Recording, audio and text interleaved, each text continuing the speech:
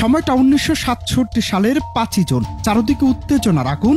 সেই সময় মধ্যপ্রাচ্যের ইতিহাসে অন্যতম বড় যুদ্ধ শুরু হয়, যা 6 দিনের যুদ্ধ নামে পরিচিত।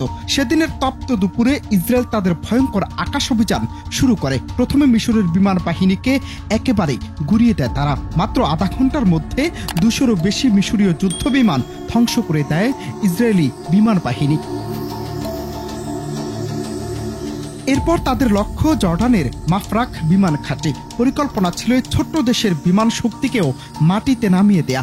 ইসরায়েলের 4টি ফাইটার জেট মাফরাকের আকাশে ঢুকে পড়ে, আক্রমণের জন্য পুরোপুরি প্রস্তুত। কিন্তু তারা জানত না সেখানে অপেক্ষা করছেন এমন এক পাইলট যিনি ইতিহাস লিখে দেবেন। তার নাম সাইফুল আজম। তিনি তখন পাকিস্তান বিমান বাহিনীর একজন ফ্লাইট লেফটেন্যান্ট।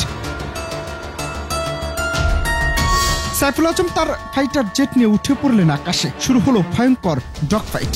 মাত্র কয়েক মিনিটের মধ্যে তিনি ইসরায়েলের একটি যুদ্ধবিমানকে লক্ষ্য করে মিসাইল ছোড়েন। লক্ষ্যভ্রষ্ট হয়নি, একেবারে ধ্বংস।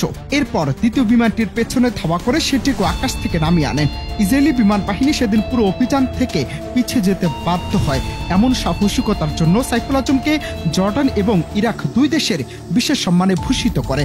আরো অবাক করা ব্যাপার হলো, তিনি শুধু জর্ডানে নন, এর আগে ইরাকের আকাশেও ইসরায়েলি যুদ্ধবিমান ভূপাতিত করেছিলেন।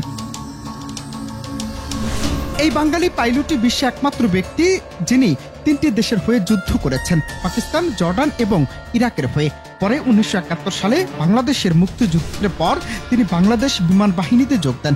সাইফুল আজমের এই বীরত্ব গাথা আজও বিশ্বজুড়ে সম্মানের সঙ্গে স্মরণ করা হয়। একজন বাঙালি হয়ে তিনি প্রমাণ করেছিলেন সাহস, দক্ষতা আর দেশপ্রেমের কোনো সীমানা হয় না।